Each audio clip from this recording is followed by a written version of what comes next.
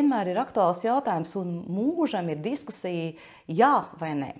Vienmēr mēs esam izcēluši riska grupas, sākot tātad ar mazajiem bērniem, ar grūtniecēm, ar gados vecākiem cilvēkiem, ar tiem, kuriem ir blakus slimības, kas jau ir ilgstoši, nezinu, piemēram, kardiologu uzskaitē vai nieru slimnieku uzskaitē, piemēram, bet jādomā ir vairāk soļus uz priekšu.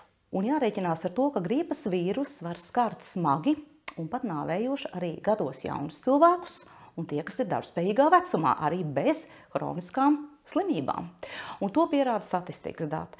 Gripas vīrus ir agresīvs un mainīgs, un tam dēļ arī nevienmēr un visos gadījumos gripas vīrusa iznākums ir paredzams līdz galam. Tam dēļ, vēlreiz es gribu akcentēt, ka vakcinēšanās nozīme ir svarīga arī gados jauniem cilvēkiem un arī tiem, kuri neietilpst riska grupā.